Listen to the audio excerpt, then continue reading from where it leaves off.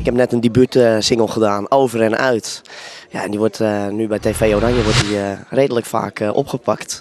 Dus een debuutsingle, ja, Bob van Veen, daar kennen de mensen me nu van, laat ik het zo zeggen. Een debuut wat klinkt met over en uit, ja, dat klinkt als een slecht debuut. Eigenlijk een slecht debuut, maar toch eigenlijk een heel leuk debuut. Want het is een beetje brutaal, maar superleuk. En daar ben ik heel blij mee. Het gaat eigenlijk over de liefde dat een vrouw mij bedrogen heeft.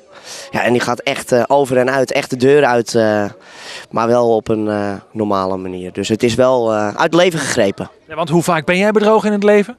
Nooit. Hoe vaak heb je mensen bedrogen in het liefde?